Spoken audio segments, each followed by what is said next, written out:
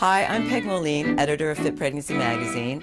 August is Breastfeeding Awareness Month, and we're here in Hollywood at the pump station with breastfeeding expert Corky Harvey, who's going to show you how to breastfeed successfully. I'm Corky Harvey. I'm the co-founder and owner of the pump station and nursery, and I'm a board-certified lactation consultant. A deep latch is critical because not only will the baby get more milk if the baby's latched on deeply, but the mother will not have sore nipples. Sore nipples are not normal. The importance of a deep latch is that when a baby is latched on correctly, the mother's nipples will not get excessively sore, and the baby will be able to remove milk from the breast well because the jaws are positioned correctly over the areola. If we do these simple steps, most mothers can achieve a comfortable deep latch fairly quickly and easily. The most important first step is to get the baby's lower jaw to latch well behind the nipple, which involves tilting the little guy's head back. Because babies are born with a very recessed lower jaw, it's really tricky. Actually, as adults, we eat that way. If we have a fat sandwich, we've got to tip our head back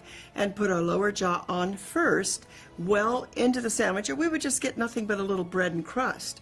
So the baby must start with the lower jaw deeply on the breast first. So it's actually a two-point landing, lower jaw, then upper jaw. Something to remember is that a mom shouldn't lean forward and try to get her breast in a baby's mouth. Although it doesn't sound very much different, it is. We need to put a baby on the breast rather than a breast into the baby's mouth. We also want to work at breast level rather than having to pick up the breast and the baby. Have the baby positioned in a way that it works at your breast level. We want moms to sit up straight and comfortable. We love to have a little backrest behind their back, even their feet up on a stool so their lap is lifted, and to be incredibly comfortable. Some moms might find it more comfortable to use a nursing pillow, although it isn't necessary, and some moms can just use a bed pillow or nothing at all. I nursed 3 babies with no particular pillows because they weren't on the market in my time, and did just fine, but they can be really helpful. There are several different positions to nurse in. I find it easiest for moms to learn to latch on in football hold, but across the front works beautifully too. In the crook of your arm, not an easy way to learn because it's hard to tip the baby's head back and get the deep latch. So either what we call cross cradle hold or football hold are the easiest ways to learn. If a mother has a cesarean birth, football hold is much more comfortable than across the front. When a mother does a football hold with her baby, the baby will be at her side. She will hold the baby with the same hand as the breast she's using. When a mom does a cross cradle hold, she will put her baby to the left breast but hold the baby with her right arm. Once the baby's in proper position, in order to tilt the baby's head back, the mother needs to place her hand at the base of the baby's head, with her thumb behind one ear and her fingers wrapped around the other. So the V of her hand formed between her thumb and first finger would be in the center of the baby's back. Allow the baby's head to fall back slightly by just pressing with the heel of your hand between the baby's shoulder blades. That just allows that baby's head to extend slightly and fall back. In order to tilt the baby's head back, mom will need to just bend her wrist back slightly. With the baby's head tipped back and the chin up, rest your nipple just above the baby's lip.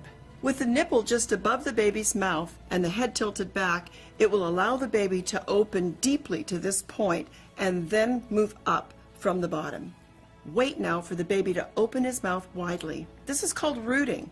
Most moms start their baby onto the breast when they just barely start to open. We need to wait until the baby is all the way open, as if taking a bite out of an apple. If we don't allow that baby to open widely, he's going to pivot from a forward point and just have the nipple in his mouth. We need the jaw to open all the way back to behind the areola. The baby needs to start his lower jaw well behind most women's areola. Areola can be a very different size, so at least think about the lower jaw starting well behind the base of the nipple. So many times the cause of soreness is that the baby has started right at the base of the nipple. The baby needs to have a great portion of the lower part of the breast in his mouth. Be very patient with yourself because this is a learned skill. Knowing when the right moment is, especially when the baby's in football hold and you can't really see that lower jaw going on, you just have to be patient as you learn. As the baby comes on, if the pain is less or not at all, you did it right. Allowing the baby's jaw to open widely is the most important part of this. The baby must start that lower jaw deeply on the breast. Then all you have to do is turn the head and clear the nipple, and you'll have that great latch. I like to call this a two-point landing. So it's lower jaw, then upper jaw. Or I say it's 1 and 2. Another way to think about it is scooping the breast from the bottom or dragging up from the bottom. The reason we do it this way with lower jaw first then upper jaw is so that the baby gets more of that lower portion of the breast in his mouth, and then he lands the mother's nipple deep on his tongue and well into the middle of his mouth rather than in the front of the mouth. If the latch is shallow and the baby lands that nipple in the front of his mouth, then the nipple gets pulled up into the front of the palate and compressed by the lower jaw and tongue, causing severe damage. As we work with mothers every day, I would say that at least 95% that come in with sore nipples saying, I think I'm doing it right, are able to be taught a deeper latch on and go out of here smiling because they said, oh my God, it doesn't hurt. While you're nursing, you should feel a pull-tug sensation, but not a painful sensation.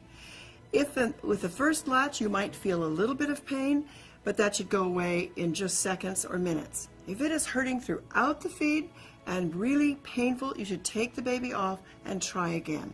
When you bring your baby deeply onto the breast, the nose should actually be touching or very close. Many parents worry that the baby can't breathe, but babies are smart. If they can't breathe, they'll lean their head back or even release the breast. You don't need to press on the breast to create nostril space. That can actually be dangerous for moms because it can cause plugged ducts. You can relax your baby back a little bit just so you're not worried anymore. When the baby has come off the breast, look down.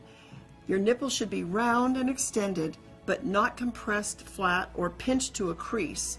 Sometimes it can even look like a new tube of lipstick, flat on the bottom and creased across the tip.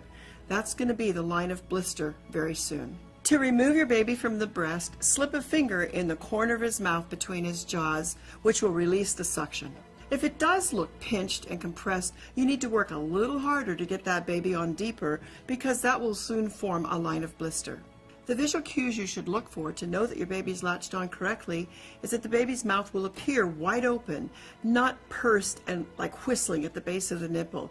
The lower jaw and lips should be well behind the areola, and your baby should be sucking and swallowing. You know you don't have a good latch on if it hurts, if your nipple is coming out of the baby's mouth pinched, compressed, and if you're getting scabby, sore nipples. As the baby comes on, if the pain is less or not at all, you did it right.